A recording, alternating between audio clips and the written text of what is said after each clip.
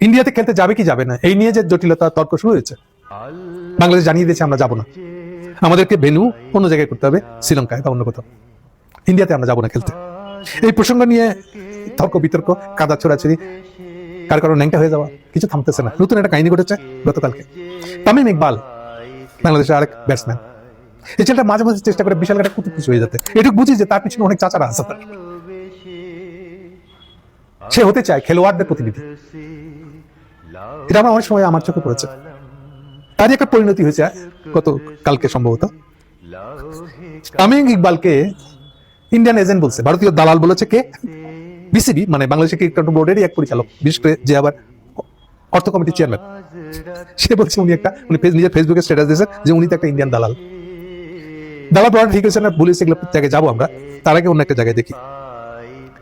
একদম মূল তর্ক যেটা, খেলার বাইরে, খেলাকে এক পাশে সরাই রাখি, মূল তর্ক যেটা যে বাংলাদেশ ক্রিকেট কন্ট্রোল বোর্ড কি সিদ্ধান্ত নেবে, সেটা কি সরকারের যেটা গাইডলাইন তার বাইরে? তামিম দাবি করছে cricket control board independent body, বলেছে বাংলাদেশের ক্রিকেট বোর্ডকে আমরা ইন্ডিপেন্ডেন্ট বডি মনে করি। অবশ্যই সরকারের একটা বড় অংশ, সরকার এটা অনেক বড় অংশ এবং সরকারের সাথে আলোচনা করতে হবে, কিন্তু তারা যেহেতু ইন্ডিপেন্ডেন্ট বডি, তাদেরও নিজস্ব কিছু সিদ্ধান্ত থাকতে পারে। তারা যদি মনে করে কোনো সিদ্ধান্ত নেওয়া সঠিক, সেটা নিতে হবে। উদ্যোক্তা দেখেন, কারণ লোকের মতামত অনেক রকম থাকবে, কিন্তু সবকিছু সেভাবে চিন্তা করলে তো এত বড় প্রতিষ্ঠান চালাতে পারবে না। তামিমের বোঝা উচিত যে হোয়াট ইজ ইন্ডিপেন্ডেন্ট। একটা রাষ্ট্রের সার্বভৌমত্বের উপরে আপনি ইন্ডিপেন্ডেন্ট বুঝেন? এগুলা যেগুলো বুঝেন না, এগুলো নিয়ে কথা বলতে জান কেন? এটা কি হলো আপনার? এটা কি বললেন আপনি? বদহজম হয়েছে আপনার। এগুলো মানুষ বহু বাজে কথা বলে, এগুলোকে পড়ে না, বেশি বুদ্ধিমান হয়ে গেছে, জ্ঞানী হয়ে গেছে। আপনি কি বাংলাদেশের সার্বভৌমত্বের উপরে ইন্ডিপেন্ডেন্ট, স্বাধীন? বাংলাদেশের কোন নাগরিক বাংলাদেশের সার্বভৌমত্বের উপরে স্বাধীন না, বুঝেন এটা? আপনার ক্রিকেট খেলা কাজ নিয়ে থাকেন না কেন? এই পলিটিক্সে পলিটিক্যাল আলাপে ঢুকেন কেন? এই রাষ্ট্র আপনাকে থাপ্পড় দিয়ে বুঝিয়ে দিবে রাষ্ট্রের ক্ষমতা কেমন। কথা বুঝে গেছে? এই কথাটা মনে রাখবেন। বাংলাদেশের কোন প্রতিষ্ঠান বাংলাদেশ সরকারের চেয়ে বড় কুতুব না, বড় ইন্ডিপেন্ডেন্ট না। এইসব ফালতু কথাবার্তা বলবেন না। যে বিষয় সম্পর্কে জানেন না সেই বিষয়ে বলবেন না। আপনার কথা শুনে মনে হতেছে যে এটা একটা হাটের মধ্যে সরকারও আছে, হাটের মধ্যে ক্রিকেট কন্ট্রোল বোর্ডও আছে, আপনাদের ইন্ডিপেন্ডেন্ট বডি আছে। আপনার হাটের মধ্যে যে যেমন খুশি তেমন হবে তার পণ্য নিয়ে গিয়ে বেচবে, সবাই স্বাধীন। এইসব উদ্ভট চিন্তা ভাবনা নিয়ে অন্তত এই জায়গায় মন্তব্য করতে আসবেন না। আপনি কি হয়ে গেছেন? হ্যাঁ, আপনি কি নিয়ে কথা বলছেন আপনি জানেন? হ্যাঁ, এই জন্যই বললাম আপনার রাষ্ট্র আপনাকে থাপ্পড় মেরে এইসব আইন কানুন শিখাইতে, এবং এটাই ভ্যালিড। এটা বুঝে মুখ খুলবেন, যেখানে সেখানে মুখ খুলবেন না।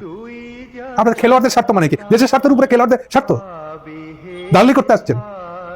আর বলতেছে কি দেখেন, আপনি বাংলাদেশে খেলোয়াড়রা যে টাকা পায় এর 90% আসে ICC, international cricket control board. এই জন্য ওটাকে আপনারা ওটাকে তেল মারতে পারেন, বাংলাদেশের মানুষ করবে না। বাংলাদেশের রাষ্ট্রটাকে তেল মারতে পারেন না, গাধার মতন কথা বলেন না। আপনারা নিজেদের পেটি স্বার্থের জন্য দেশ বিক্রি করে দিচ্ছেন। আমি এখানে পরিষ্কার করে বলতেছি, সরকার কি সিদ্ধান্ত নিয়েছে, পক্ষে না বিপক্ষে, এইটা ইম্পর্টেন্ট না।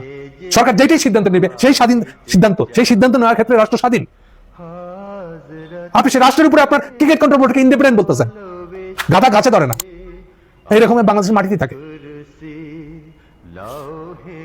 ইন্ডিপেন্ডেন্ট শিখে আসছেন, 2 টাকা পাইতেছেন, গাউত লাগে না।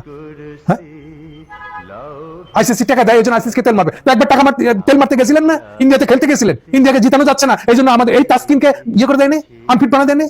ওটা তো ঠিক হয়েছিল নাকি? খেলা জান না, একবার পকেটে টাকাতে ঢুকছিল আপনাদের। এইগুলো আপনাদের খেলোয়াড়রা, দেশ বিক্রি করা খেলোয়াড়।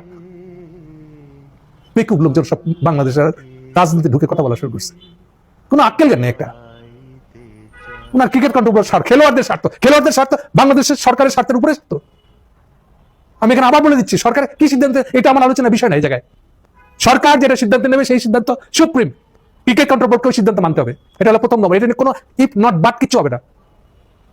সেকেন্ড প্রশ্ন হচ্ছে, এরপরে আপনারা আপনাদের যা বলার আছে এটা সরকারকে পার্সু করতে পারেন, বুঝাই বলতে পারেন। তাতে যদি সরকার শুনে আপনার ভালো, না শুনলে আপনার কিছু করে না, আলগা মাতবরি করবেন না। খেলোয়াড়দের স্বার্থ আমরা মাটির নিচে পুঁততে দিই, দেশের স্বার্থের উপরে খেলোয়াড়দের স্বার্থ নিয়ে আসে। পেটি পোলাপান, সেদিনকার পোলাপান, খেলোয়াড়দের স্বার্থ।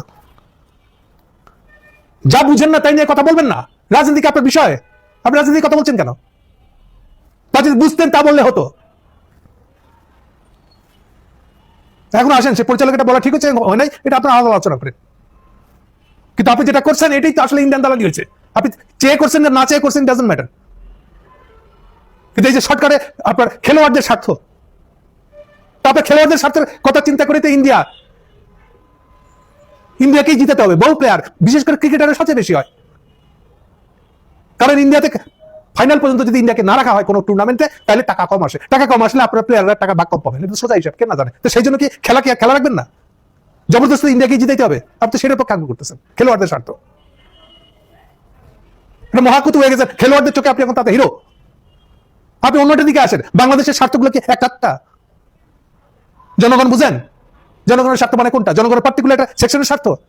শুধু ব্যবসায়ীদের স্বার্থ দেখলে আমরা কি পণ্য বাজারে বিক্রি করার না করাটা ঠিক করতে পারবো?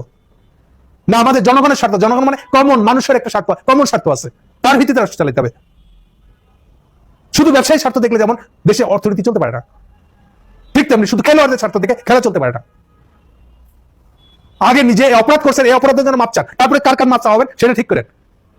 আর না হলে আপনার বিরুদ্ধে আরো বড় কথা বলতে হবে আমাদেরকে। আগে শিক্ষা করেন, হারা শিক্ষা করেন, কি বলা যায় কি বলা যায় না সেটা শিক্ষা করেন, তারপরে বলতে আসেন।